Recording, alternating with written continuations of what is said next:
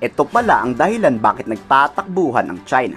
US Defense Secretary Lloyd Austin III ibinunyag na may US Task Force Ayungin Shoal. May US Armed Forces palang nakabantay sa resupply mission sa West Philippine Sea.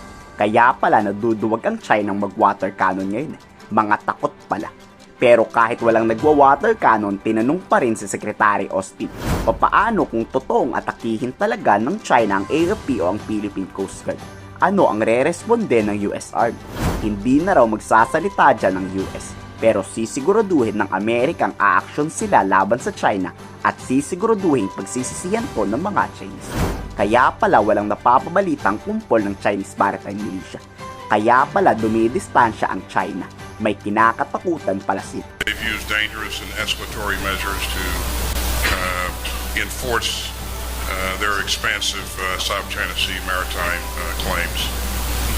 When it comes to what we will do, I won't speculate or make about any hypotheticals when it comes to our mutual defense treaty. But we have emphasized, and you heard me just emphasize it a couple of minutes ago, that we remain committed to the treaty. We stand with the Philippines, and we condemn dangerous actions by the PRC against lawful Philippine operations in the South China Sea.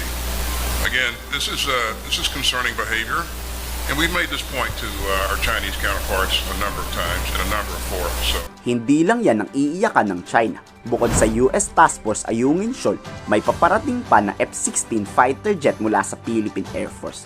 Tapos ngayon, kakabalita lang na aprobado na ni Defense Secretary Gibo Teodoro ang pagbili ng 12 FA-50 fighter jet.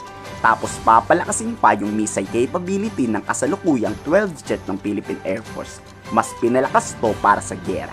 At alam nyo na ang kasunod niyan. Magrereklamo na naman ang Chinese Foreign Ministry at sasabihin mababait sila. Tayo ang nagsisimula ng gulo. Huwag na raw tayo magpoto sa mabait-mabait na yan na totoong kaibigan daw ang China.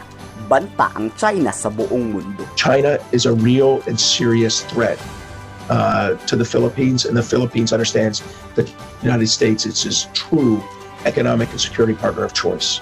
Nagbitaw naman ng mabibigat na salita si Armed Forces General Chief Romeo Brawner.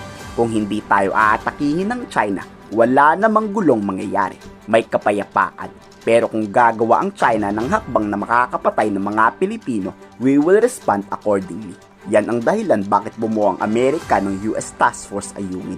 Dahil hindi papayag ang AFP na may mamatay dyan tapos wala tayong ganting mangyayari. Ensuring that our forces stand united in the face of challenges.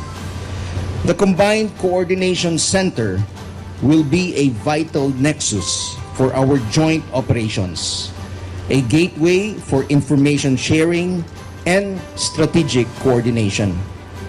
It will enhance our ability to collaborate during crisis, fostering an environment where our strengths combine to safeguard peace and security in our region.